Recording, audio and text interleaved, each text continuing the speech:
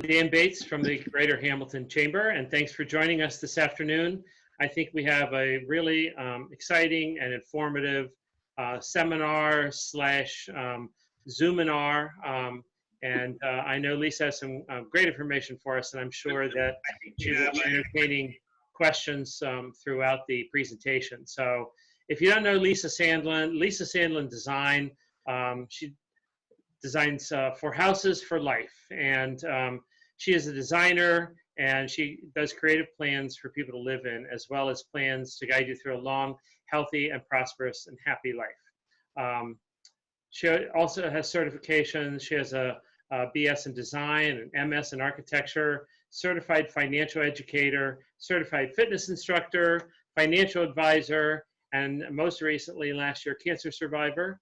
And I can add to that from personal experience. She's also got some pretty good culinary skills in the kitchen. So, Lisa has a lot of talents, a lot of skills, and her, vast breadth of view of the world and, her craft, I think, will be very beneficial, and everybody can learn a lot. So with that, Lisa, I'm turning it over to you.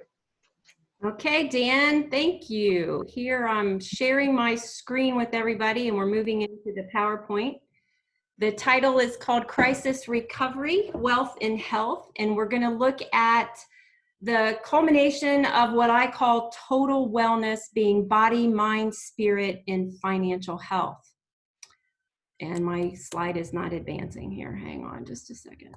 There we go. So Dan just shared a little bit about my story. I am an entrepreneur. I have been since 1977, which I know we have someone on here, Mike, and I graduated together. So it goes all the way back to right out of high school. I am a recent cancer survivor. I was in stage 3 colon cancer. I was diagnosed in December of 2018. As Dan mentioned, there's some of my other things. At the very end, I just have lots of life experience because I'm old. And that comes with a lot of learning and a lot of education throughout the years. So what we're going to talk about on the body side are the keys to having a stronger immune system. And why I think this is important right now is I'm sure that this is at the forefront of most people's minds with this virus, thinking about what can I do to prevent from getting this? If I am going to get it, how can I make sure that I can recover from it?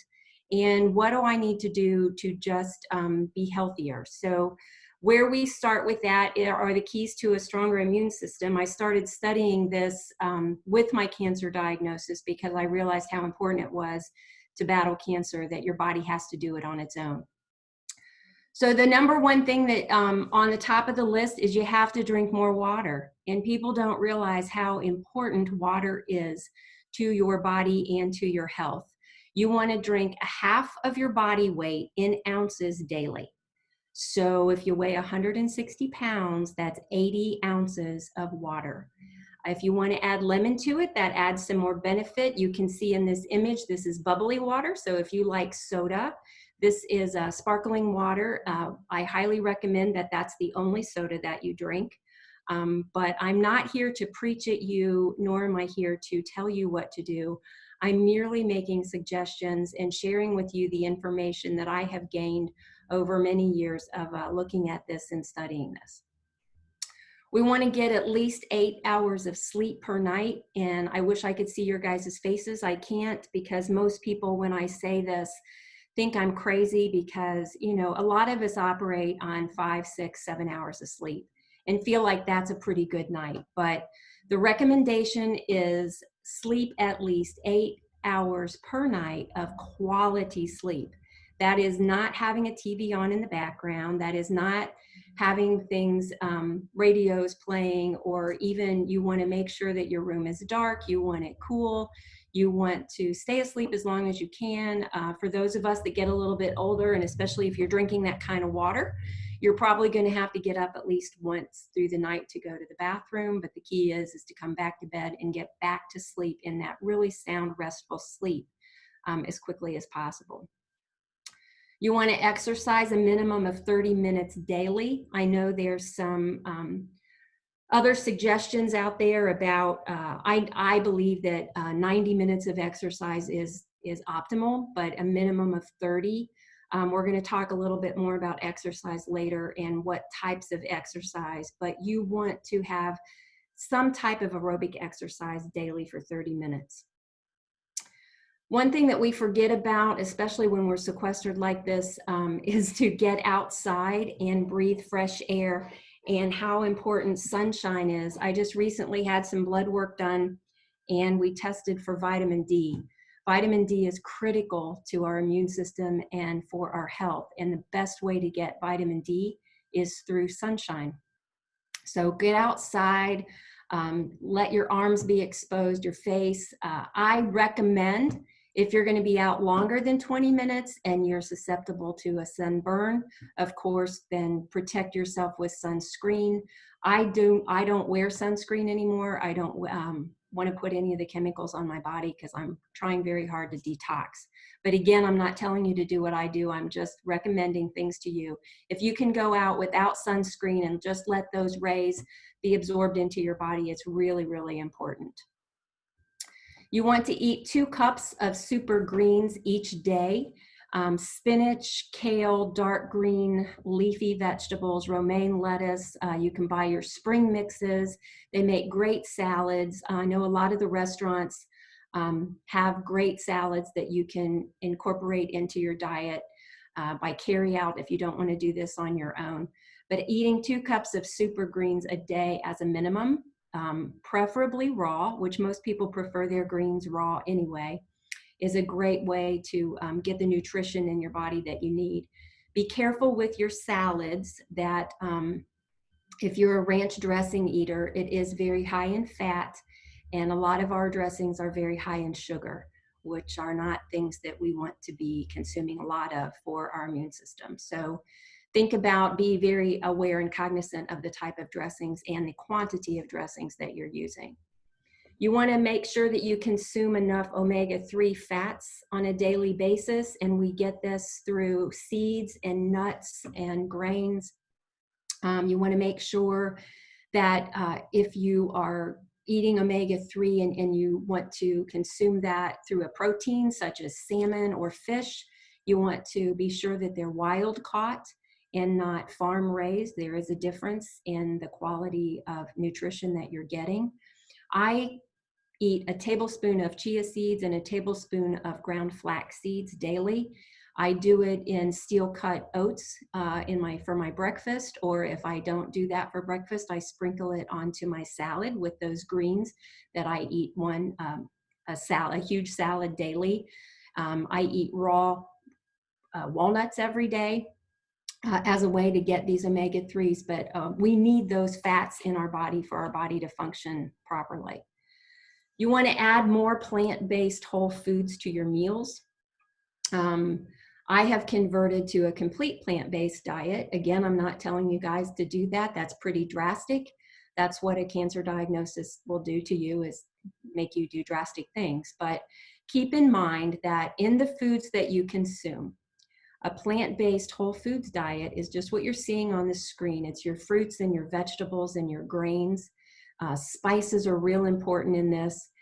And you want to make sure that in the state that you eat your food, it is how God made it, not man. So a typical rule of thumb is if God made it, it's good for you to eat. If it has been processed by man, then you want to limit your intake of those types of foods in your diet. One thing that we usually aren't aware of about how important it is to our immune system is the air that we breathe and how deeply we breathe. So it's real important to just be aware that you need to, every hour, make very aware, deep belly breaths. At least 10 deep breaths an hour is what is suggested. If any of you have had recent surgeries like I have, for the 2-week prep prior to my surgery, I was given a breathing machine and I was told to do 10 breaths into this machine, reach a certain level of the intake to make sure I was getting the belly breaths. And I had to do that every hour that I was awake. It was explained to me by the nurse and the therapist that this helps open up your lungs. It keeps your lungs from building up mucus. It's really good prep going into surgery. It's also really good prep for your daily life.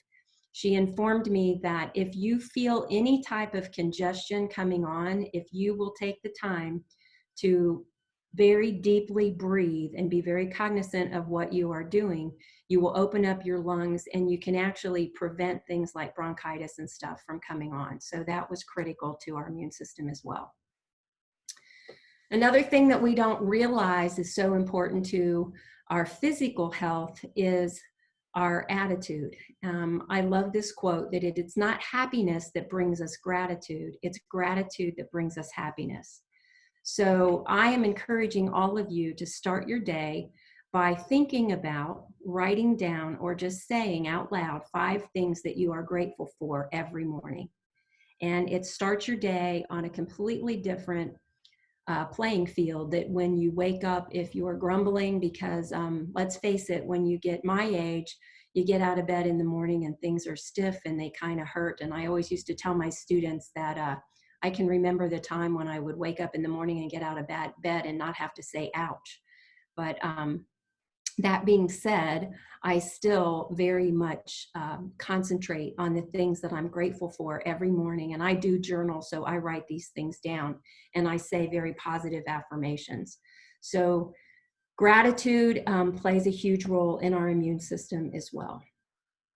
So that leads us into the next section that we were going to talk about, and that is the importance of getting off your couch or out of your chair and moving. And through this crisis, so many of us are working from home, and the lady on the couch, maybe that's a lady, I don't know, we're just looking at her feet, but we're looking at someone on a laptop, on a couch, in a very poor position. But we can get so involved and so enrolled in the activity that we're doing on that computer. And I have done this for years as a designer. I would get started on a project early in the morning. I'd get up and maybe get a cup of coffee, sit down at my computer because I had ideas that had brewed in my mind through the night and I wanted to get them down. And the next thing that I realized, it would be 2 or 3 o'clock in the afternoon and I had not moved. I had not moved out of that chair. I had not eaten lunch. I had not done anything because I was in the zone and I was working so hard. And I've talked to several people that are experiencing that now, to where you're not accustomed to working on a laptop. You're not accustomed to having all of your activities, like your conferencing and your meetings and everything, on the computer. So we sit down for hours in our chair or on our couch and we're not moving. I also can remember at the beginning of this coronavirus journey, it was very overwhelming. And even though I'm a very active person, and those of you that know me know how involved I am in community activities, and my world was outside of my house. My house was basically where I slept. And then all of a sudden that was all taken away from me. And I found myself just kind of curling up in the corner of my couch and watching mindless TV, or just sitting there thinking, like wondering what's all going to happen. And I realized that there was a lot amount of time that I wasn't moving from the couch either. So I just want to encourage you all to get up and move. Take a break every 2 hours. If you, there's actually some programs, and I don't know them off the top of my head, but I know there's programs that you can put onto your laptop, your computer, that will remind you that you've been sitting here for 2 hours and it's time to move. Set your phone, set a timer or whatever. Get up, walk around. Computer work can be very exhausting, especially at home when we're not used to it. It's straining for our eyes, it strains our muscles. You want to give your eyes a break. Again, the importance of going outside, getting away from that screen. Just stop and think how many hours a day now you are looking at your computer screen or you are looking at your phone. And that is not the best thing to be doing physically. So you want to make sure that you give yourself a break from that. We also, when we're sitting at a desk and working so hard at our computer, if you think about your body position, and I'm very concerned about the people that are working from home right now that don't have a good office chair that is supporting their back, that don't have the proper ergonomic, as a designer, I'm always looking at human factors and ergonomic conditions. And I'm afraid that those of us that are working at home without proper equipment are really doing some damage to ourselves. So you want to make sure and stretch your neck and your back and your shoulders. And I've given you some examples here. The lady that's doing the neck stretching, I saw some other examples that very much concerned me online, that were people reaching with their hand and pulling their neck into certain directions to stretch it. You never want to do that. You want to stretch your neck very slowly and very softly and move it in the only in the positions that it's comfortable moving into on its own. Don't ever force it into any other way. But you want to do the chin to chest and reach back and look from side to side. I like to rotate from side to side with my chin level, but I also like to drop my chin down to my chest level. And then when I get to the side, look up at the side as well. The back stretch and the shoulder stretch that you see the lady at the upper part doing with her arms is real important. But that's kind of the position that we're in. So you want to stretch, and then you want to arch backwards and stretch your back in the opposite position. You can do really nice shoulder stretches like the gentleman is down here on the lower part of the page. But my absolute favorite is the diagram of the lady. She's actually standing in a doorway.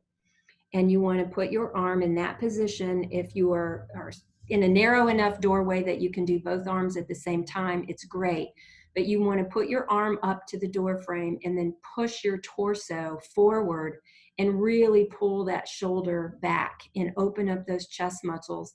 And again, don't do anything that's going to hurt, but you want to feel that soft pull and that tension and that release in your neck and your back and your shoulders. And don't forget about the aerobics. I keep hearing about people taking walks. We had a funny story yesterday on our Zoom with Chamber where someone, or maybe it was with Rotary, where someone said there was an image of a dog and that the owners had put the collar on the dog again, and the dog was thinking in a bubble, saying, please, I've been on 20 walks today. I don't want to go on another walk. But if we do go out and we're walking or jogging, you want to think about a good aerobic exercise. You want to get the heart rate up. I love dancing, so y'all might think I'm crazy, but I will push my tables aside, turn on some music, and I line dance, and I love to dance. So that's one form of my aerobic exercise. If we can't go to the gym and be involved in Zumba classes or bang classes or even our dancing classes, we still can do those at home. If you have family members at home, do them with them. Treadmills, biking, all of that stuff. Don't forget, you can do that with other people online, and it can be a lot of fun.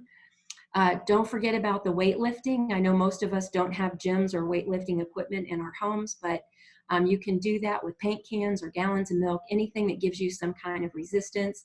You can pick up very inexpensively the exercise bands that you can learn how to do some resistance training with. That's really critical to your body health. One of my favorite things, and I've done this for years, I love to jump on trampolines. I've always had a little mini trampoline or a rebounder in my house for exercising. I've always had an exercise ball, so I have 2 of them here now. I find myself, I will sit and watch TV and bounce on the ball.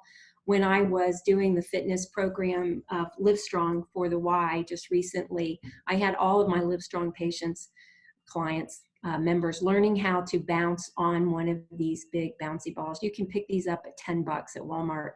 And it's a great core exercise. If you're bouncing, you will feel the burn in your thighs.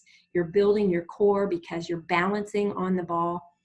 And so I just really love that. I also do workouts on it to where I bend backwards over the ball, and I can open up my chest muscles and really stretch my back and my neck over the ball as well.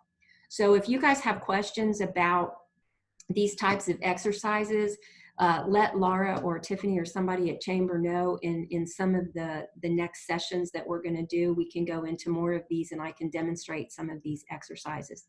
And then again, there's always just the good old-fashioned jump rope that you can do on your own at any time. I've jumped rope for years and I always have enjoyed that. So now moving into the mind section of this, and I want to, I've heard this comment many times about we're living in craziness, and I think I'm going crazy.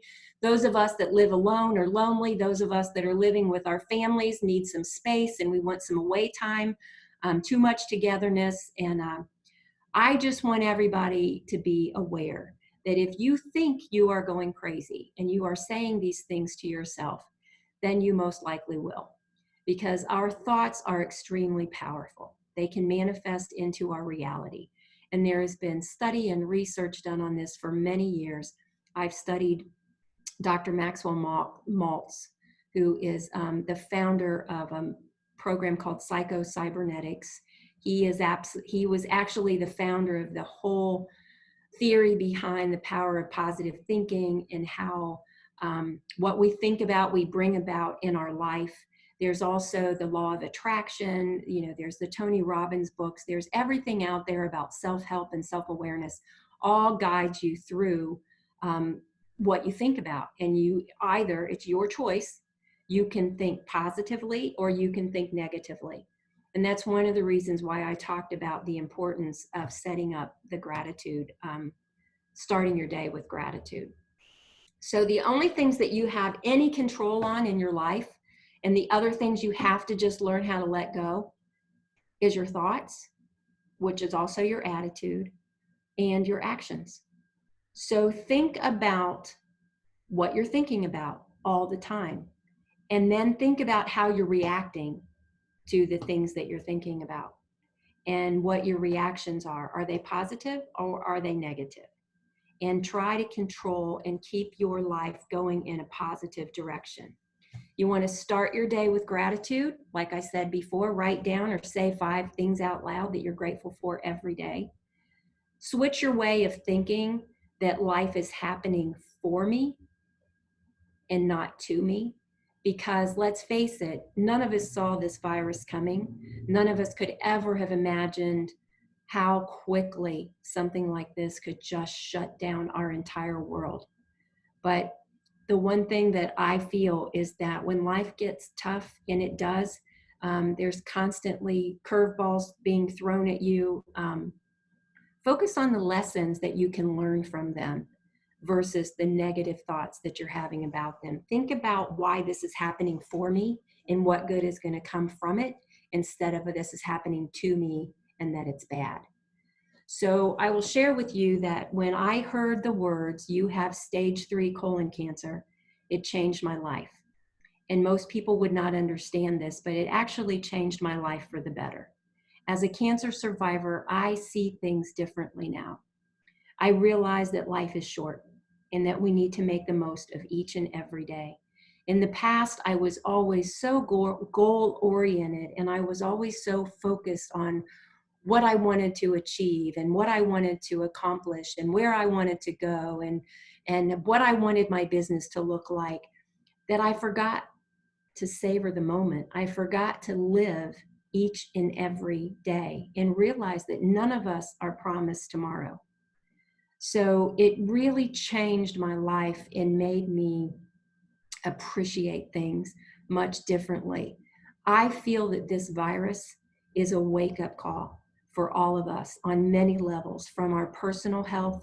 When we think about all of the underlying conditions that they talk about, the risk factors, diabetes, obesity, heart disease, all of the things that have caused people to be at risk with this virus, other than aging, and aging is a gift, right? If we're old enough to be aged, then that was a gift.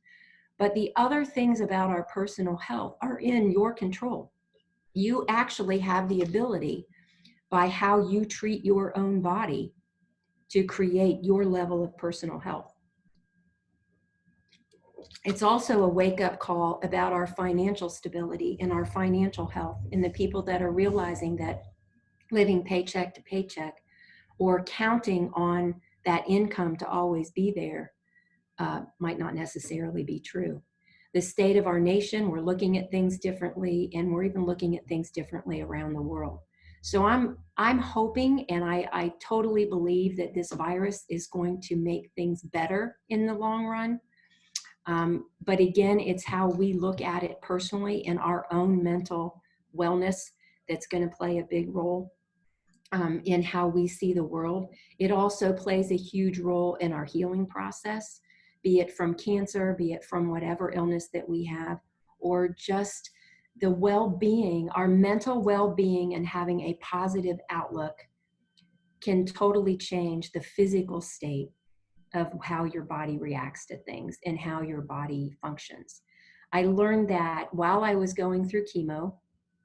I didn't want to take chemo. I didn't know that I had alternatives to chemo, because you get into the rat race of, you get the diagnosis, you get the port put in, you're in chemo before you even realize it. But as I was receiving chemo, I had made the decision, because I knew the importance of positivity in my life, in my mental health, that as they were administering what I felt was poison going into my body, I would tell myself, I am receiving this with grace and gratitude. This is going to save my life. And I would say that out loud, and the nurses that were administering that to me shared with me that that was what was going to help me beat this. That with that type of an attitude that they had seen over many of the years, the people that succumbed to the cancer, that were negative about the treatments, that were negative about the diagnosis, were the ones that didn't survive. But the people that thrived were the ones that kept their mental outlook positive and believed that everything was going to be okay. So with that, I'm going to move into the spiritual piece of this. And I titled this, Where Did All My People Go? And apparently we're all on Zoomtown now, because I've never done so many meetings like this in all my life. I think I had 3 of them yesterday, and we've got this one today. I think I have another one later this afternoon. But we as people have a connection to one another. And I'm not going to preach, and I'm not going to go into any type of religious talk with this, but I believe that God is love. In all my life and my life experiences, that is what I have come to terms with, that God is love, and it's as simple as that. And this love that we have for one another, this wanting to be connected, to help others, to serve others, the feeling that it gives us to know that we're making a difference in other people's life, to me is our spirit. And so I find it very ironic that I'm a very touchy person. So I like to hug, I like to embrace. When I talk to someone, I like to express my care and my concern by placing my hand on their arm. I do it without even thinking about it. And that's always been a sign to show people how much we care and how sincere we are about their well-being.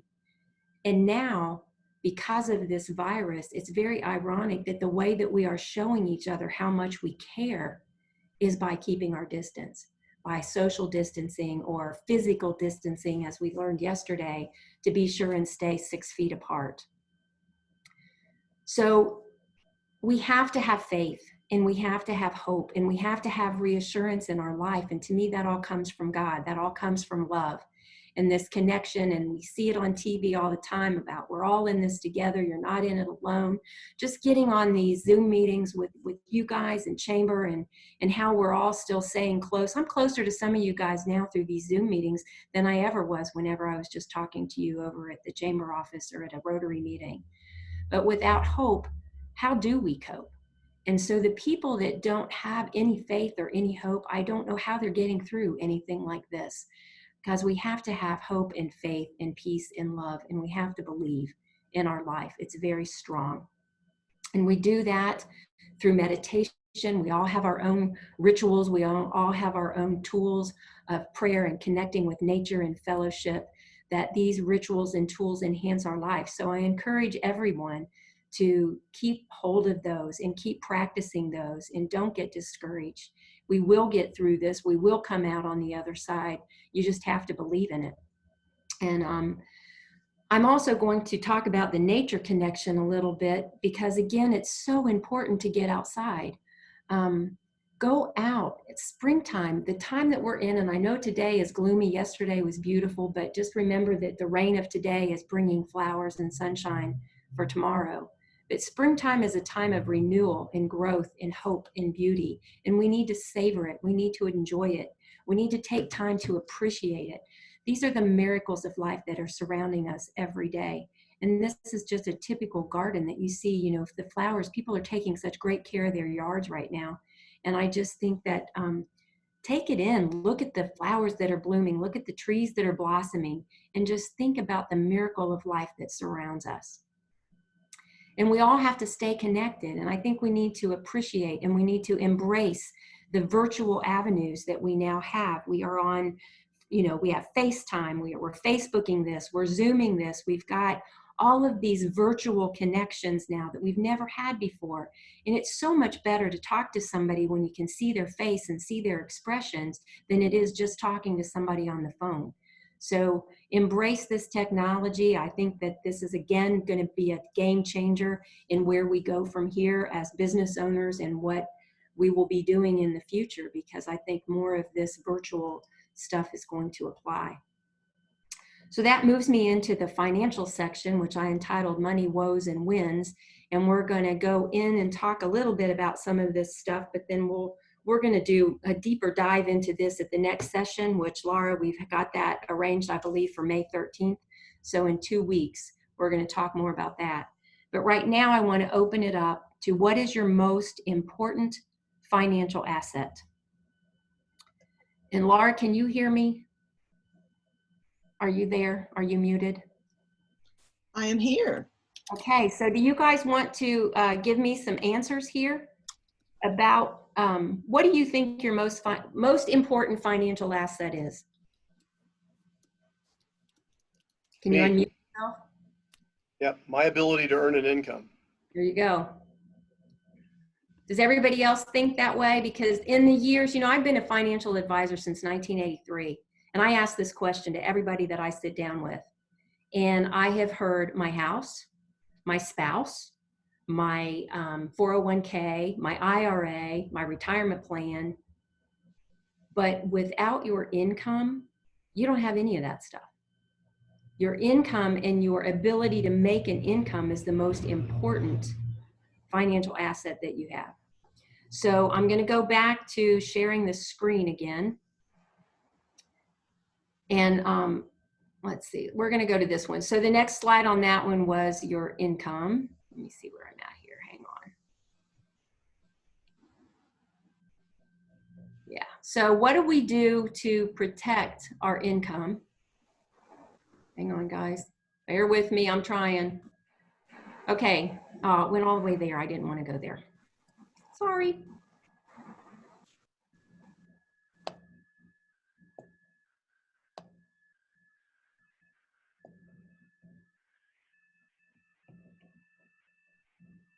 Okay, so how do we protect ourselves from a loss of an income?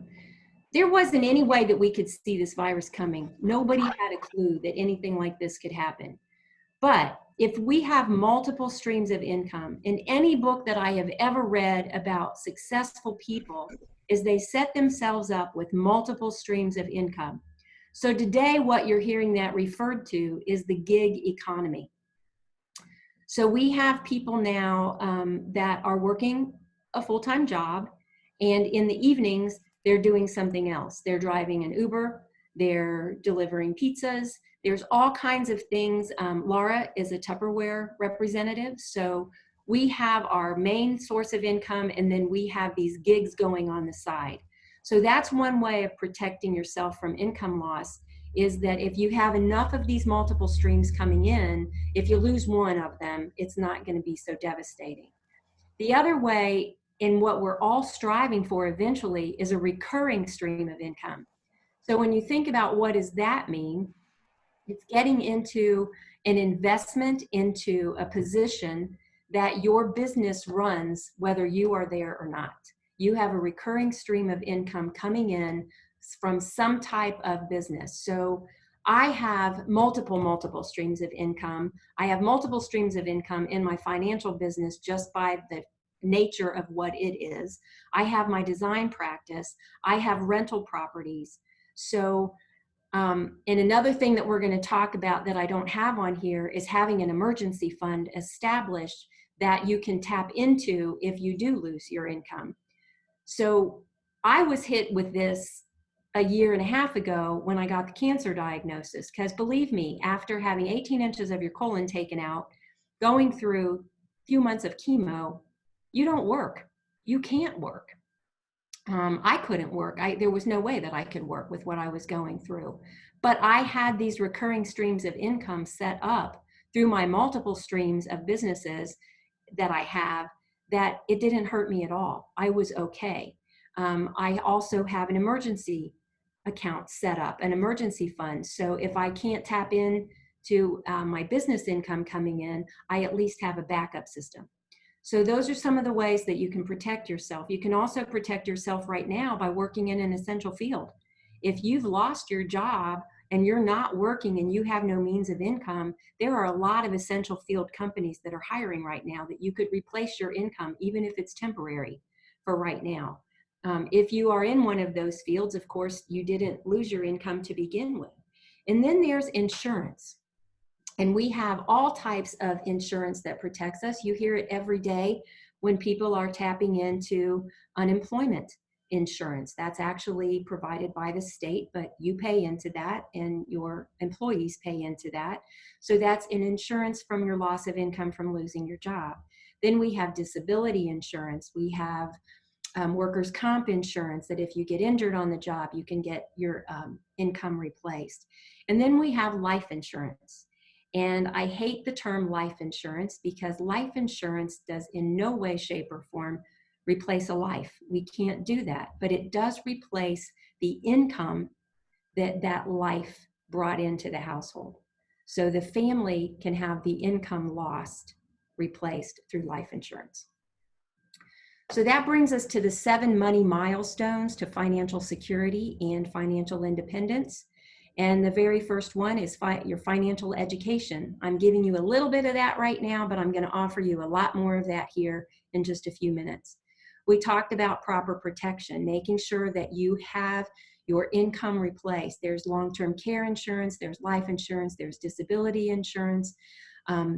Establishing that emergency fund. Having a fund, if you have a job, it is recommended that you have 3 to 6 months of your income set aside in a fund that is liquid and easy for you to access, but not too easy because you don't want to access it for just every little thing. It is there for the true emergencies. I recommend to my clients, if you are self-employed and running a business, you need to have 1 year of your income set aside in an emergency fund. You also want to get a handle on your debt and manage debt. It's critical to understand how compound interest works, both for investing and for debt management, because credit card companies are making a lot of money off of people that don't understand that. So managing your debt. If you don't have your debt under control, and if you don't have an emergency fund, what happens? You can be devastated at times like this. And I know a lot of people right now, I hear them, they're using their credit card as their emergency fund because they didn't have an emergency fund, so they're racking up credit card debt. So that's something that we really need to talk about and get a handle on. Then you have to understand your cash flow. How much money do you have coming in and how much do you have going out? Over the years, it is remarkable, the families that I have sat down with, and I don't care how much money they're making, a lot of people don't keep tabs on this. They don't know how much they have coming in. They don't budget, so they don't know how much they have going out. And if you don't know that information, how can you possibly save for your future and build any type of wealth? Because you have to be able to save, and you can't be living above your means if you and save. So building wealth is the next step. Where do we build wealth? How do we build wealth? How much do we need to be putting aside? What do we have going into a 401k or any type of a retirement plan for ourselves? When is the time to start saving? When is it too late to start saving? And then it comes to protecting your wealth. And how do we protect our wealth from things like taxation or inflation or market loss, like we've recently seen the market crash. So there's all types of products out there that can help us with that, and guidelines that we can follow that help us through these money milestones. So this is where I'm going to get out of here, and if you guys will bear with me, I am going to switch over to my website. Maybe. Hi guys. Can you see me when I'm talking? Or are you just seeing the screen? Because I can't see any of you. I'm like talking to nothing. So here is my brand new, I've had this website for years, but this was just launched Saturday, and we're so excited because the book, How Money Works, Stop Being a Sucker, is why I am on this today, because I handed Dan Bates one of these books and he absolutely loved the title of Stop Being a Sucker. So it's teaching people financial literacy. That is what our entire mission is with our company. So I'm going to give you a little overview of the book, and then I'm going to show you how it's being promoted. So I hope you guys can see and hear this.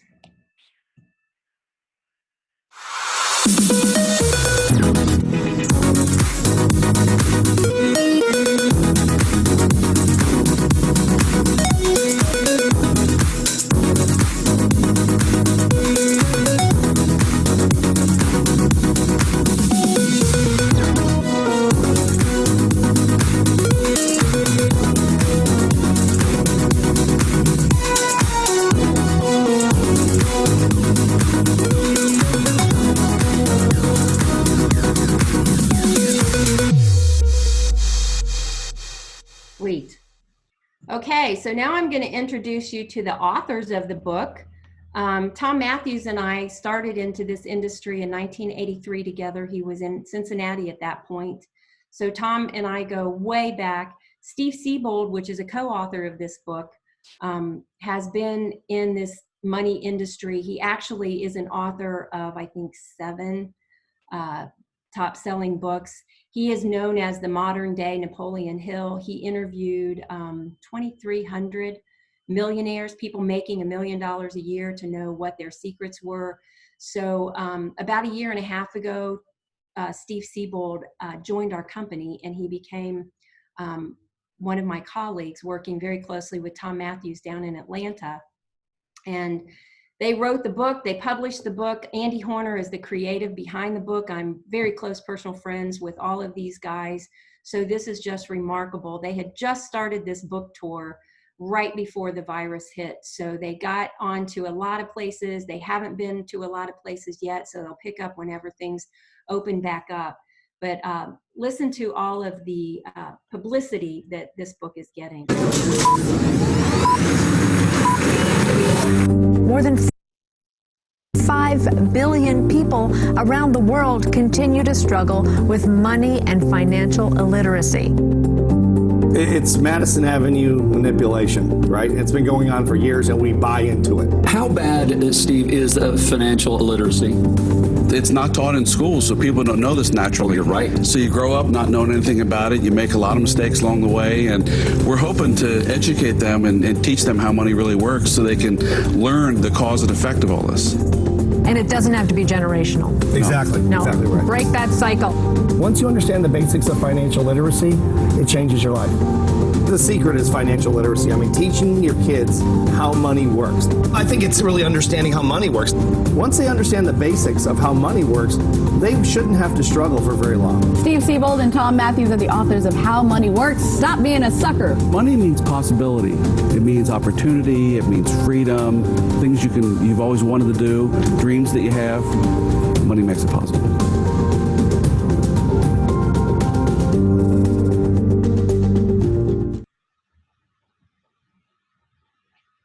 Okay, so what do you guys see? Can anybody talk to me? Tell me what we see right now. How money works. Okay, Yeah. I'm gonna go White back. cover. I'm gonna go back to my PowerPoint so you guys can see. If you want to go to my website, you can do a screenshot of this. All that information is there, but I also want to offer you guys a book. So if I can get to the next slide here.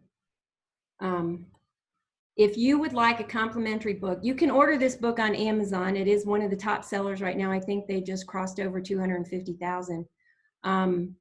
But I will be happy to personally deliver or mail to you a free copy of this book. That's how important it is for us to get this information out there. I'm going to open this up here. So I'm not asking for you to give me the information. Give it to Chamber. Email somebody, text somebody, however you want to get it to them. If you want a book, I will see to it that you have one. The next session that we're going to do on May 13th, I'm going to do a deeper dive into the book. So I want to make sure everybody has the book, that you've read the book, and we can go further into some of those concepts and I can answer some more of your questions. But if I'm going to open this up now to personal questions. I could be happy to talk to you about food, about exercise, about the mental stuff, the spiritual stuff, the money stuff. I just can't on any level go into very deep personal questions with that due to privacy issues and HIPAA issues and stuff like that. So if you have a personal question, if you would like a personal session with me, reach out to me at my email. We can schedule a time that we can Zoom. I have an office that's very large, so we can do the spacing if we need to. But I'm just asking you guys to keep this to more general questions for this session, and then we'll do a deeper dive if we need to. So any questions on wealth or health? And I'm going to get out of this screen so I can see everybody.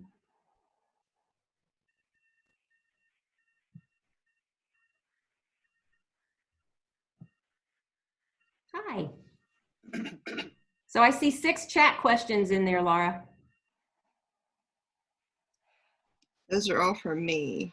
They are, okay. Well, then So I was telling everybody if they want to ask any questions, ask them in the chat and let us know. So I put your website out there and your email in the chat also. Okay, great. So anybody have any questions? Duh. You're too good of a teacher, Lisa. Oh, wow. No, I'm not, but thank you. Tiff, are you raising your hand or are you waving? Yes, no, I'm raising my hand. When you talk about kind of that gig economy, multiple streams of income, are there certain things that people should stay away from? Like any specific industries, like things that you wouldn't recommend? Not really. I mean, anything that you get involved with, you want to make sure is a reputable business. I know a lot of people have issues with multi-level marketing companies. However, I mean, Laura is working for a very reputable multi-level marketing company with Tupperware. There's a lot of really good companies out there like that. I mean, just do your homework. Don't get suckered into some type of a scam or something like that. You want to make sure that you're with a reputable business. And you should be able to find that information. The company that you're working with should be able to supply you with whatever you need. Lisa, I don't have a question, but I'd give you a comment. Oh, I'm sorry, Nancy, go ahead. You go ahead, Mike, you're good. Okay, I jumped out of turn. Sorry about that. I think, Lisa, I noticed one of the slides you had back there talked about the fact that the impact of the virus is in some cases very positive for us ultimately. And I know with our practice, this whole idea of doing more things virtually is going to be a milestone for us going forward. We're averaging 18 to 20 meetings a week with people that do not want to come in, that are very nervous about getting out, and rightly they should be because of age and other health conditions. But this way we get to stay in touch with them. We get to be able to help them with the concerns and the needs that they have. And to your point, we get to see them face to face, which is what the human condition requires. So I love your comments about attitude and gratitude, that, we have to accept this for what it is. And the whole point about being in people businesses like most of us are, is that we need the people there. And we can use this technology and we can use this medium to stay in touch with them. So we've embraced it a lot. So I thank you for commenting on that. Well, our firm, the Wealth Wave division of our firm, as you'll see from you saw from my website, we have been virtual for quite some time. I mean, we still do, our kneecap to kneecap kitchen table meetings, but in this environment, we were so well positioned for this because of Tom Matthews' vision and where he saw our industry going. And for those of you that don't know, Mike and I are in a very similar industry. It is, I think that it is the wave of the future. I know that for our firm, March was the biggest month ever because the people that were so reluctant to use this technology are now having to embrace it. We have no other choice. So we are a growing company, so our recruiting is up and our productivity is up. So it's been very positive for us. And by the way, we experienced the same thing.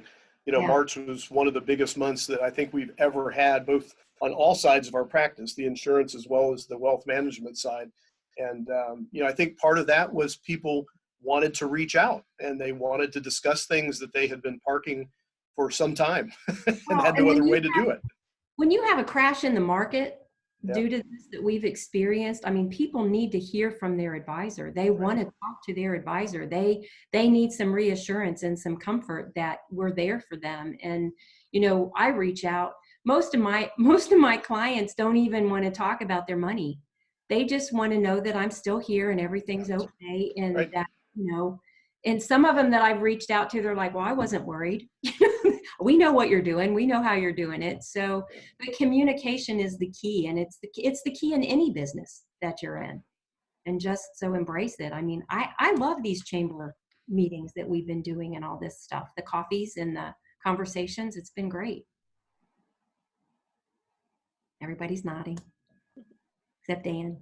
Dan just smiled. I just want to say, Lisa, thank you. Just because sometimes some things but it's, like with the health and the moving and the drinking the water and stuff, but it helps to hear it talked at you again, and just to put it home. And the whole attitude thing, you just need a reminder sometimes that, because it's hard to keep positive sometimes during these times. And I appreciate hearing the information. Thank you. You're welcome. It's truly what I live by. I'm sure my team and my financial business and the people that are around me all the time get tired of hearing it, but this is truly my life. I mean, I try desperately to practice what I preach here because number one, I want to stay alive. I want to keep this cancer thing gone. But it makes you feel better to wake up and be grateful in life and look at things more positive. And it's a better, easier path to a long, healthy, happy, prosperous life, which is what I'm striving to teach people to do.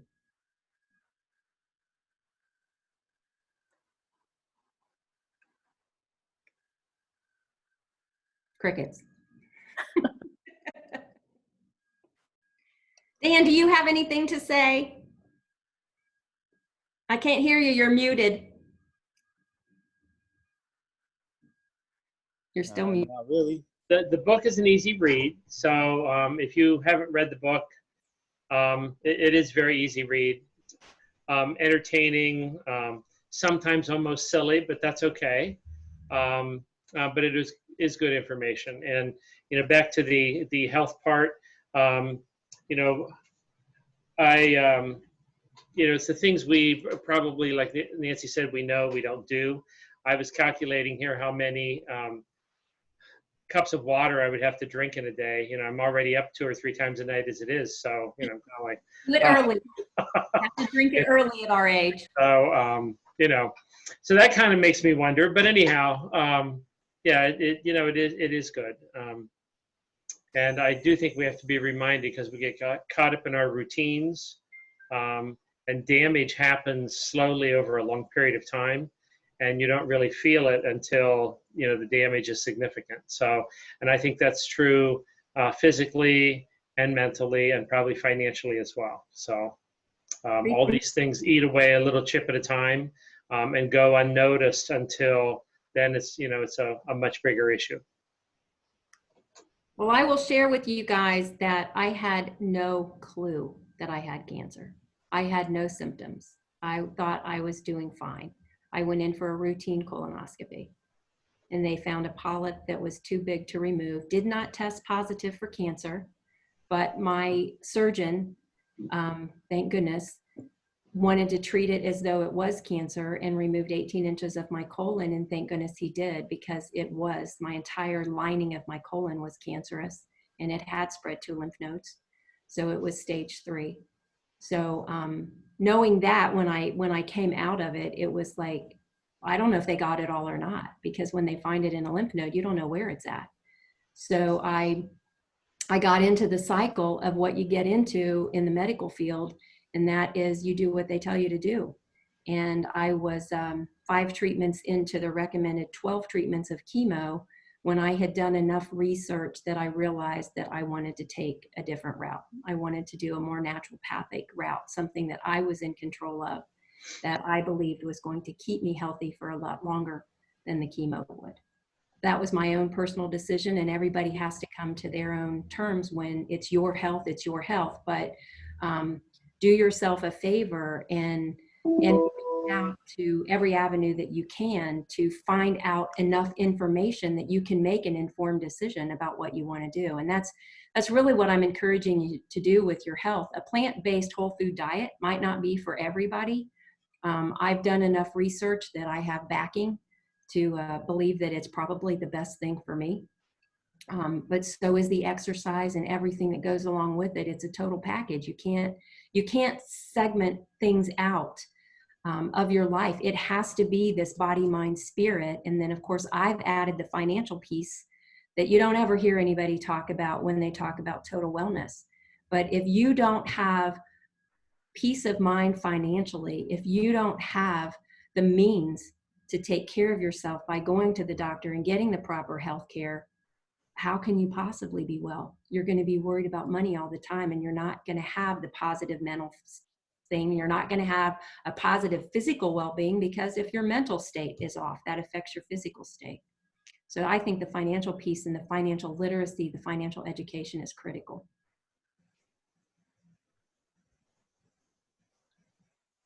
Nancy's just smiling.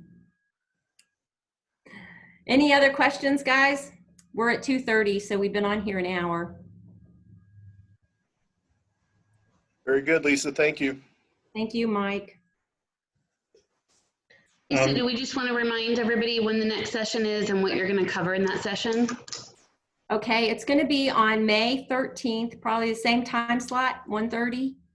And I will cover, if you guys want to email me or email Chamber and let me know what more you want to learn about any of this, I will be happy to get a book out that will go over general information for people if you're interested in that. If you want to learn more about eating healthier, Laura and Tiffany and I have talked about me doing some cooking demonstrations. I can show you what I eat. I can teach you how to do some of the stuff that I do. If you want to know more about these exercises that I'm talking about, we can do a live demonstration of those. So I would like some feedback on what we're going to talk about. I had planned on doing a deeper dive into the money session, but if people are interested in other areas, we can certainly do those as well. Cool. You know, I think in the future, and maybe not, I don't know if it's the next one or not, but something that I think would be interesting to people is, you know, I think that people think eating healthy is so daunting they can't do it. And I think that that might be an interesting segment to do. You know, we'll do a healthy eating in the kitchen with Lisa segment. Might be kind of interesting. I'd be happy to do that. You know, and even things that you can replace with other things, you know, healthy options that get you out of, you know, maybe eating or craving something that's not as good for you. I will be honest with you guys. When I switched over to this, and I did it cold turkey, and I'll tell you how I did it. I read a book that was given to me. It was introduced to us at Rotary by Ron from the hospital. Can't even think of his last name right now. Thank you. On How Not to Die. That was the title of the book by Dr. Michael Greger. It was a 4-inch thick book. I read it that night, and I switched my life that day because it was such a compelling piece of information with all of the research behind it that said heart disease, diabetes, high blood pressure, all of the westernized illnesses that we have that just so happen to be all the underlying illnesses that are killing people right now with this virus are completely in our control by our diet and our lifestyle. So for me, it was just like, wait a minute, if I switch and I start doing that instead of doing this chemo, can I survive? So that started me down a whole nother path of cancer research and naturopathic research on how to treat my body the way that we are supposed to treat our body. And I started juicing every day, which I had never done in my life. I went out and bought a juicer. Everything about my world changed. I felt better. I looked better. I lost 30 pounds. I was exercising regularly and walking all over the place. I was doing everything that Dr. Greger in that book told me to do. And it made a huge difference in my life. And so now, if I don't eat those foods, that's what I crave. If I don't have I literally eat my largest mixing bowl full of salad and raw vegetables every day. And I make my own dressing out of turmeric and the spices that I'm supposed to have, and I crave it. So it's a matter of mindset. It's deciding, it's making a decision that you want to eat that way, and then creating foods that are really good. So, I love roasted vegetables, and I love all the food that I fix. I would fix it for any of you and serve it to you for dinner and not feel like you would be slighted in any way with what I eat. But I know it's a stretch for a lot of people to think no meat, no dairy, no cheese, no eggs, nothing like that. And so that's why some people have to ease into this lifestyle. It can't just be as cold turkey as I did.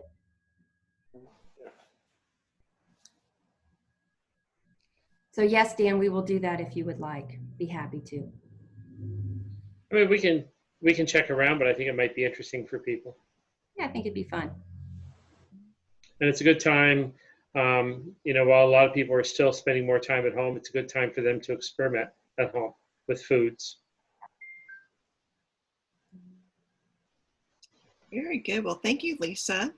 You're welcome. Very Thank you. informative. So we'll be back on May 13th with a little more of the financial side, and then we will look at some dates and times to create a healthy eating demo also. Sounds fun. I want to see how many vegetables you juice in a day. You would die. That's all right. We'll see all that. So, all right. I appreciate everybody being on. If anybody wants a book, let us know or let Lisa know, and we will get you a book. I definitely need one before our next session. So we will get in touch, Lisa. Okay. Thank you, everybody. Thank you. Stay safe. Bye-bye.